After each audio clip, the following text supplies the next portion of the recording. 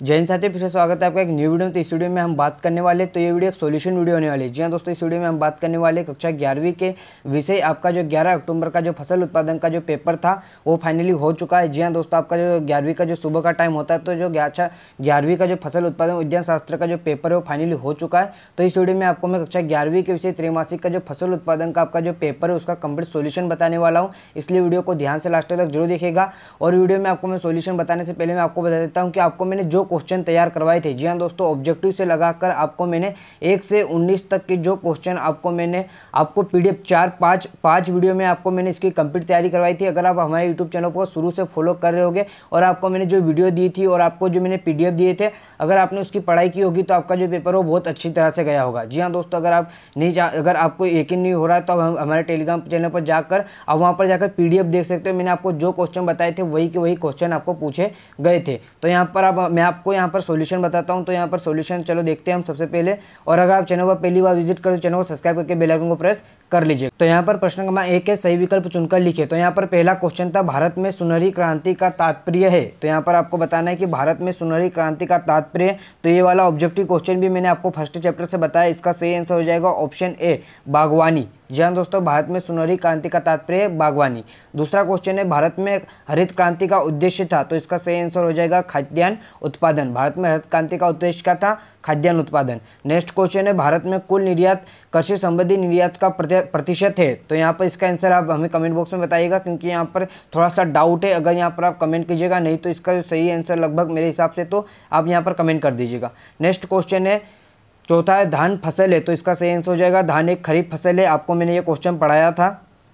Next question है, मक्का फसल है। तो इसका सही आंसर हो जाएगा मक्का एक मोटे अनाज की फसल है। इसका मक्का फसल है तो मोटे अनाज। नेक्स्ट क्वेश्चन है, कीट आकर्षक फल है। तो इसका सही आंसर हो जाएगा कपास। जी हाँ दोस्तों, इसका सही आंसर हो जाएगा कपास। और अगर अभी तक आपने चैनल को सब्सक्राइब नहीं किया तो चैनल को सब्सक्राइब कर लीजिए दोस्तों, क्योंकि ये वीडियो मतलब आपको यहाँ पर पशुपालन की तैयारी भी आपका भाई करवाएगा और यहाँ तक वार्षिक तक जो कंप्लीट तैयारी आपका भाई करवाएगा। आप यहाँ पर नेक्स्ट क्वेश्चन है, बुआई के समय कम तापमान की आवश्यकता होती है। तो इसका सही आंसर हो जाएगा ऑप्शन है, गेहूं को।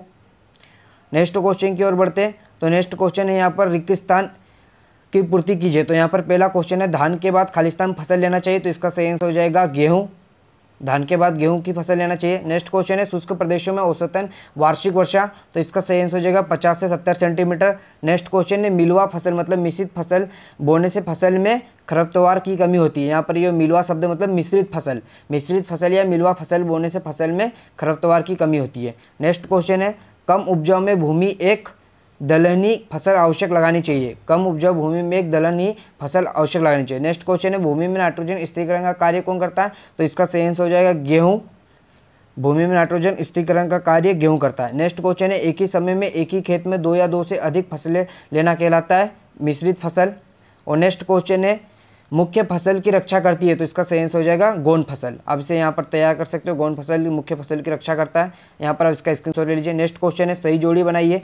तो यहाँ पर पहला क्वेश्चन है, मृदा में खनिज पदार्थ। तो इसका सही आंसर हो जाएगा, मृदा में खनिज पदार्थ होता है 45%। तो इसका सही आंसर हो जाएगा ग वाला। नेक्स्ट क्वेश्चन है, मृदा में जल की मात्रा। तो मृदा में जल की मात्रा और वायु की जो मात्रा होती है बराबर होती है। तो मृदा में जल की मात्रा आप यहाँ पर लास्ट वाला भी कर सकते हो, नहीं तो क वाला भी मिलान कर सकते हो 25%। नेक्स्ट क्वेश्चन है, मृदा में जीवांश पदार्थ की मात्रा। तो इसका हो जाएगा 5%। और नेक्स्ट क्वेश्चन है, मृदा में वायु की मात्रा। तो जैसे कि मैंने बताया 25%। और फिर यहाँ पर काली मिट्टी के कणों का आकार। तो ये सरल है, अब यहाँ पर तीनों ऑब्जेक्टिव लगा सकते हो। और ये एक वाक्य के जो आंसर है, मैंने आपको इसका जो एक वाक्य के आंसर है उसकी जो फोटो मैंने टेलीग्राम चैनल पर सेंड कर दी, वहाँ पर आप जाकर देख सकते हो। और यहाँ पर आइए मैं क्वेश्चन बताता हूँ। तो यहाँ पर खेती के 4 प्रकार लिखे। यहाँ पर मैंने आपको खेती की परिभाषा के साथ साथ आपको खेती के 4 प्रकार भी बताए थे।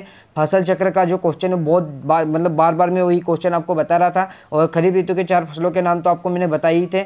और नेक्स्ट क्वेश्चन, मृदा की परिभाषा लिखी, वो भी बताया था। यहाँ पर अम्लीय तथा क्षारीय मृदा में कोई 2 प्रमुख अंतर लिखे। मैंने आपको 4 अंतर याद करवाए थे। जी हाँ दोस्तों, यहाँ पर आप देख सकते हो, अम्लीय तथा क्षारीय मृदा में आपको मैंने 4 अंतर तैयार करने के लिए बोला था। यहाँ पर आपको 2 ही अंतर पूछे गए।